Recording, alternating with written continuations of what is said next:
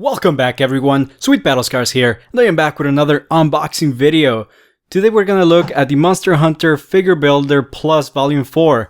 Now this volume includes some new monsters featured in Monster Hunter Generations, which is released this year, 2016, and some older monsters which I guess I'm not really excited about, to be honest, but I am excited to see the newer monsters featured in this volume. So we're going to go ahead and get these out of the box and see what's in store in this volume.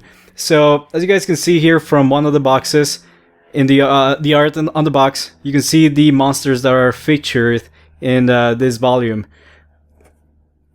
So Rathalos, Wraith Ian, and that's really mainly the reason why I'm not so excited about these older monsters, because it's very similar, very close to the pose and the sculpt of you know, previous versions of these monsters from previous volumes. Even Naga Kouga feels very familiar, but I guess it's still good. It's still fine. I do like the plus figure builders now, because I feel like the figures have a much greater level of detail than previous regular versions of the figure builder series. Anyway, enough talking. So let's go ahead and unbox the first figure here.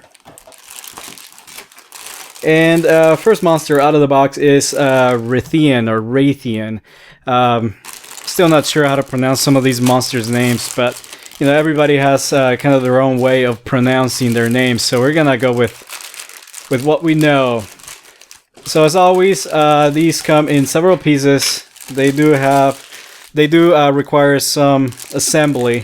And this one came with an extra base. This is for that extra monster, usually rendered in clear resin or plastic. So it's like a little bonus figure. And to be honest, I'm not really thrilled about that either. I don't really like that they do that. I wish they would just give us an extra figure, you know, finished and painted and whatnot. But I guess it's the way they're doing things now.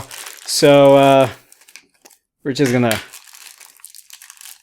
have to see what figure they gave us in this volume. So here is the extra base. We're gonna set that aside, and I do like the new bases on these new figure builder series or volumes. I think it's nice that you can connect the bases together and kind of, you know, display your figures in you know, the several different ways and whatnot. So here is Wraith Ian.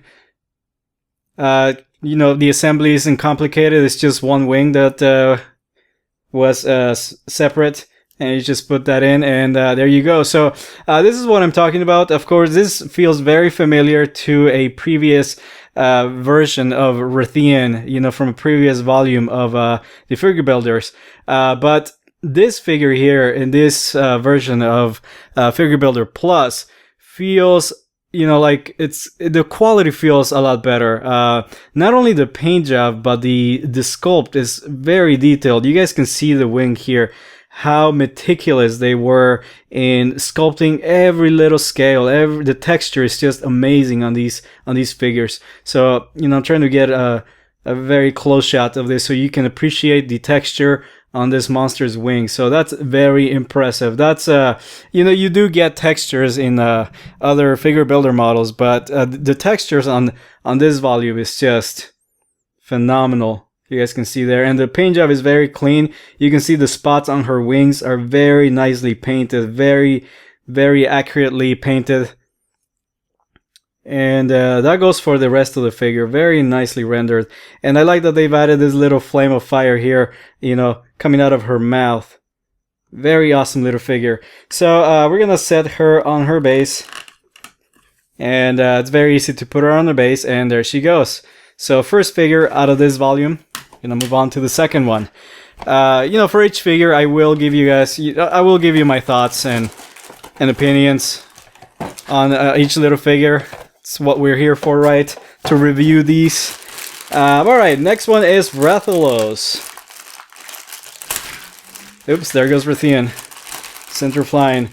And again, very familiar pose, very familiar sculpt from a previous volume. And I'm sorry, I can't remember the exact volume number from you know, a previous figure builder volume, but you know, anyone who follows these figures, these figure builders, will know that this is a more or less a repeat. We've gotten this figure before, and here's the extra, you know, the bonus part for a different monster.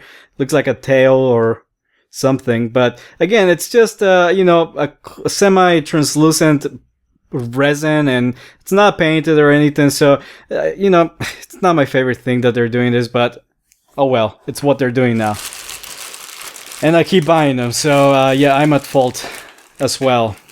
All right, so we have a base for Rathalos,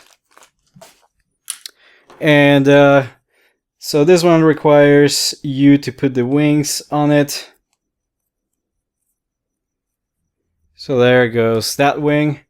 And now we have this wing. So, and there you go. That's what I'm talking about. This sculpt, this pose, we have seen it before in a previous figure builder. I wish they would have maybe done something different, but let me tell you, what they did do was an amazing paint job. I mean, I even dare to say that this is close to the paint job that you would get on a creator's model figure. Those of you who aren't aware of the creators models, they're, you know, slightly larger, much more detailed, and a lot better, you know, quality than previous Monster Hunter Builder sets. But now that we have the Figure Builder Plus, I mean, the quality is pretty much on par with even the creators model series, I would say.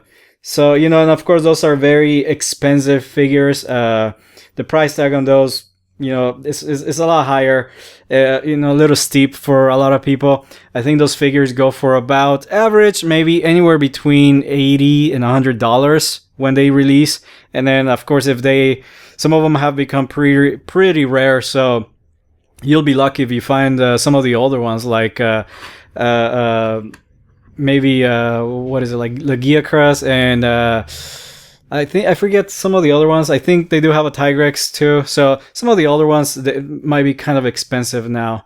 I know they recently released a Gormagala and a few others from you know, Monster Hunter 4 Ultimate. But anyway, so I'm very pleased with the quality on this figure. Even though it is a repeat, I think I do very much enjoy the level of detail that they are giving these figures now. You guys can see, just like Wraith Ian, the scales on the wings for Rathalos are very, very nicely sculpted. You can see his back too.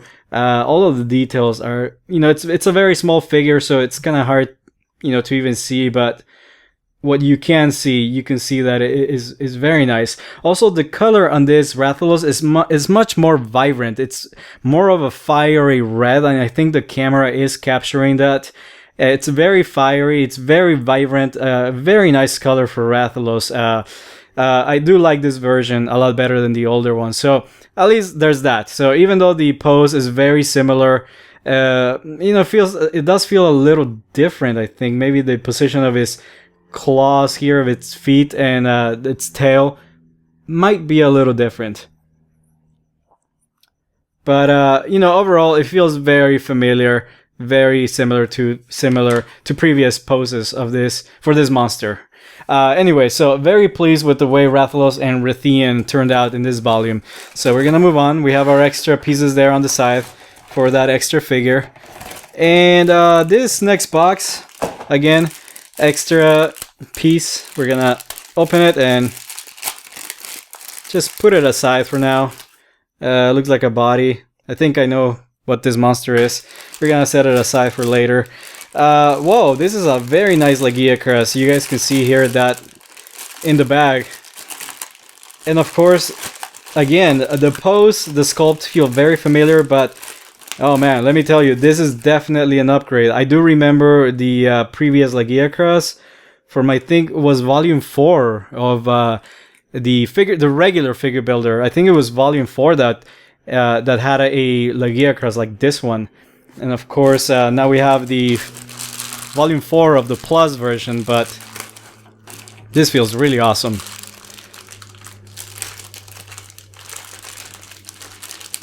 I should say, it looks very awesome. Alright, so very little assembly, just the tip of its tail. Nice mechanical lock there. Just locks into place, like so. And boy, let me tell you, yep, this is 100% an improvement. The paint job by itself is very, very meticulously done. You know, this figure alone, this Lagiacross alone, is definitely making me change my mind about this new Plus series of figure builders. This is a phenomenal figure. I really hope that the camera is capturing all of this detail. You can see that the sculpt is very nice. Look at all those textures, and yep, his little horns on the back are rendered in a clear resin plastic. So even that level of detail is very good. So yep, you can render me a happy customer. Wow, this is a very nice figure. I'm very impressed. I'm sorry that this is happening on camera. I guess maybe it's a good thing that it's happening on camera. I'm very impressed. As you guys can see, this is the very first time I get to open these figures, and I think I saw some images of this online before, but of course, images on the internet, I don't think they do these figures justice. I'm very taken by this figure. This is a very nice figure. Wow. Yeah, even this figure by itself makes this volume worth it to me. Wow, this is a very nice, very good. You guys can see that the paint job, even on the tail, is very detailed. You can see all those tones and shades. They really render. They take their time with these figures. These are nice. Wow, this is a very nice Lagiacross. I might put this on my desk for a while just to look at. I usually put my figures on the shelf, and you know, they kind of blend in with the other. I have a bunch of these figure builder figures, so I don't know, I might have to keep this one around my desk for a while just so I can admire it a little longer. Alright, so I'm having a hard time setting this guy on his base. Okay, here we go. Maybe. Wow, he does not want to stay.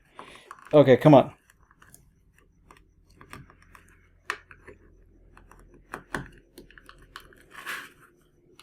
Okay, so it's gonna maybe take a while to get this guy on his base, you know, the right way. So I'm gonna kind of leave him there for now. But you know, I'm gonna try later just to find the right position for him. So, and I do think he is slightly larger than the previous Lagiacross from you know, the previous Volume 4 figure builder set. He does feel a little bigger, a little larger. So, all right, we're gonna leave him there for now. You know, the clock is ticking. I want to get through all of these fairly quickly here. Next figure. There's our extra piece of red resin for this monster. We're gonna leave it aside. And this time we have Naga Kouga, I believe. Yes, here is Naga Kouga. So, yeah, very nice pose on this guy. I like the pose that they used for Naga Kouga. Again, you know, he doesn't have much detail on him, but even him, you know, he's got a pretty good paint job. I love when they use, like, you know, airbrushing like this here on the tip of his wings here.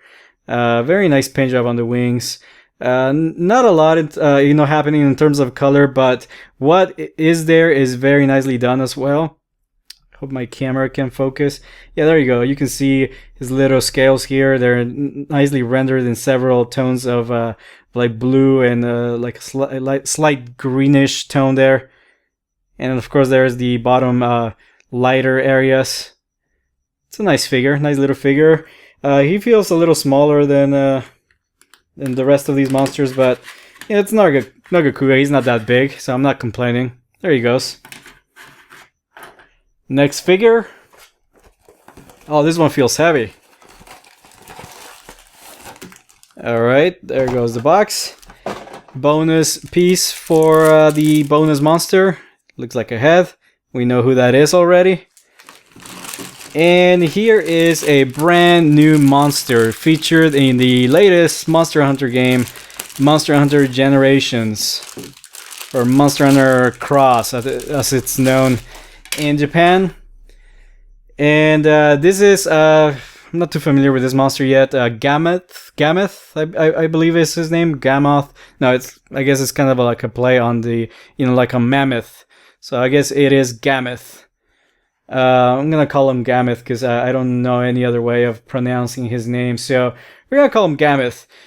He's very heavy. He is solid plastic. Very, very colorful. Looks like an American flag almost. Very colorful.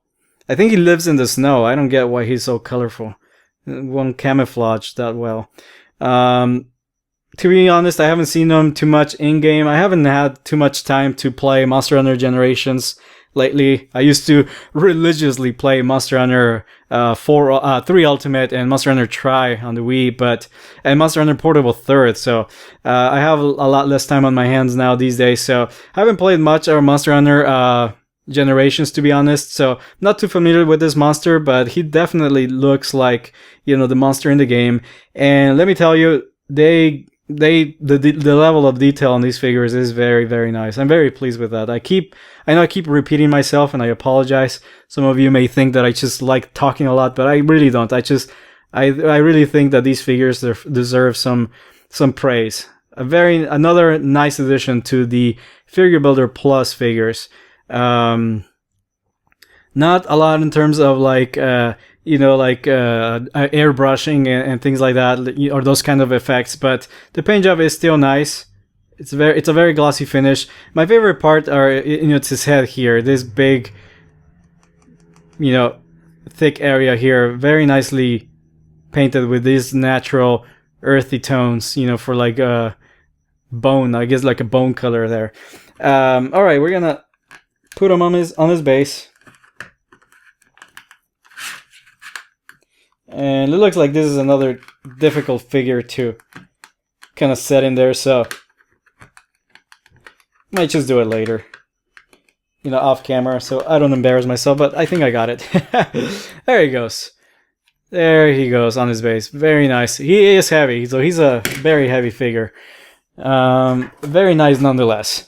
Alright, and last but not least is, I guess you could say he's the star of this volume, even though I think I already have a favorite figure, which is Lagiacrus in this volume, but I think he's the main guy in this volume.